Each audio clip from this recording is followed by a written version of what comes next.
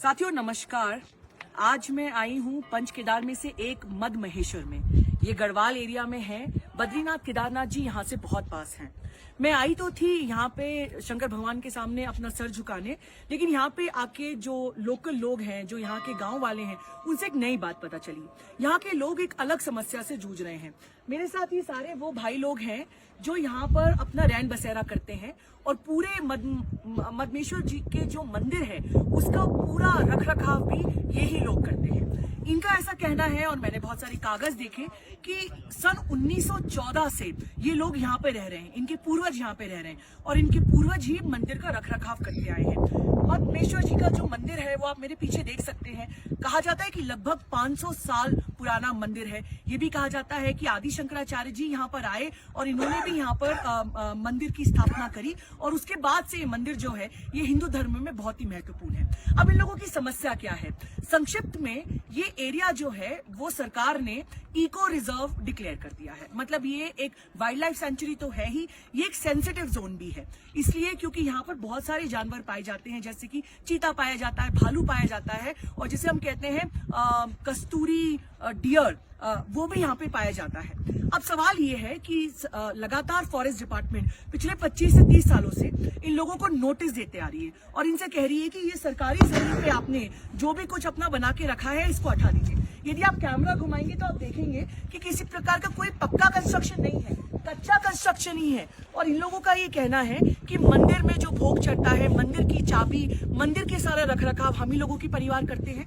लगभग 36 परिवार के लगभग यहाँ पर हैं।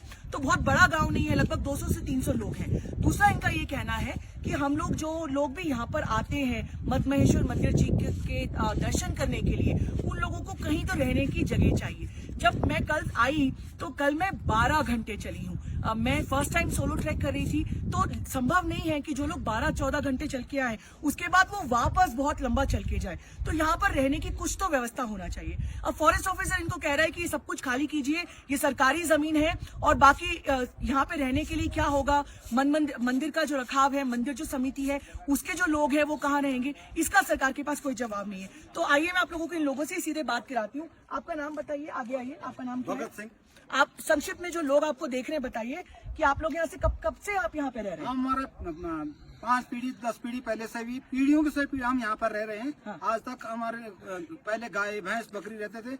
आज हम थोड़ा सा व्यवसाय कर रहे हैं, जिसमें हमारे थोड़ा यात्रियों को खाना खिलाते हैं, रहने के लिए थोड़ा कपड़ा वगैरह देते हैं। आप मंदिर समिति का भी भाग है? मंदिर समिति भी पूरा हम रख रखाव और पूरा ड्यूटी हमारे ऊपर ही है। तो फॉरेस्ट अफसर आपसे आप क्या कह रहे हैं? ये जमीन खाली कर दो, आप यहाँ पर हमारी जमीन है, आप खाली करवाओ। तो आप इसके लिए कोर्ट कचहरी गए? हम हाई कोर्ट तक भी चले गए, लेकिन लोअर कोर्ट से और जंगलात विभाग का कोर्ट से, ये तीनों कोर्ट हमने शुरू कर दिया और हाई कोर्ट में भी चले गए, लेकिन कोई भी अभी तक हमारा क्योंकि वो ये कह रहे होंगे कि आपके पास यहाँ पे पट्टा नहीं है, किसी के पास कोई पट्टा नहीं है, तो कोई भी अधिकार ऐसा कागज पे नहीं है कि ये जमीन आप लोगों की है। तो आप लोगों की क्या मेन समस्या, आप क्या कहना चाह रहे हैं? आपका क्या संदेश है? हमारा कहना यह है कि ये हमको थोड़ा पट्टा वगैरह मिलना चाहिए यहाँ पर थोड़ा, जिससे हम यात्रियों की अच्छे से सुविधा करें, अच्छा सा उनको व्यवस्था करें।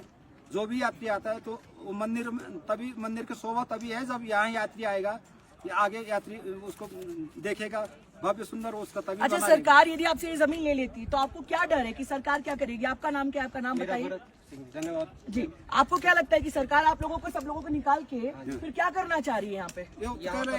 खाली कर लो, और हमें तो बहुत दिक्कत होंगी। हमें तो आजीविका यही साधन है जी। और ये हमसे पहले से ही हमारे पूर्वजों से जुड़ा हुआ एक अंग है, जो धर्म से भी माना जाता है पहले से, कि ये पंच केदार में द्वितीय केदार मदमेश्वर है, और सभी लोग जानते हैं कि ये हिंदू धर्म है और हमारा पूरा भारतवर्ष ही हिंदू से माना जाता है जी। और मैं सरकार से यही गुहार लगाता हूँ कि ये जो भी वन विभाग हमको परेशान करे, ये हमारे हक में फैसला निकले और हमारी आजीविका चले। और मुझे ये भी याद होता है कि जब शंकराचार्य जी ने भ्रमण किया था उत्तराखंड का, तो तब ये पूजा पद्धति का और मंदिर का जो संरक्षण के लिए वो हम लोगों को यहाँ पे बोला गया था। और दक्षिण भारत से जो पुजारी आते हैं वो यहाँ पे मंदिर की पूजा पद्धति को देखते हैं और जितने भी और कार्य होते हैं वो सब हम ही लोग करते हैं और हम पंवार वंश से भी जुड़े हुए हैं। वो सभी जानते हैं उत्तराखंड में पंवार वंश ने बहुत समय तक राज किया है और यही है यहाँ पे कि जो हमारी कमी की उस समय हमारे लोग पढ़े लिखे नहीं होते थे तो इसलिए और कागज नहीं बने और तो सरकार आप लोग SC/ST में नहीं आते, नहीं। आप सब लोग लेकिन जंगल में रहते हैं। आप लोगों को कानूनी पक्ष एक बता दूं कि चूंकि ये एक वाइल्ड लाइफ सेंचुरी है, यहाँ पे वाइल्ड लाइफ प्रोटेक्शन एक्ट तो लगता ही है, लेकिन उसके साथ में चूंकि आप SC/ST नहीं है, सन 2006 में मनमोहन सिंह की सरकार ने यहाँ पे अदर फॉरेस्ट ड्वेलर्स मतलब ऐसे लोग कि जो कि जंगलों में रहते हैं, जिनका जीवन यापन जो है वो जंगलों से चलता है, उनके लिए भी अधिकार दिए थे। आप लोगों के मैंने कागज देखे, मधमहेश्वर में बहुत पुराने समय से लिखा आ रहा है कि ये लोग जो कुछ सीमित परिवार हैं, ये लोग यहाँ पे सारा देखभाल करते हैं।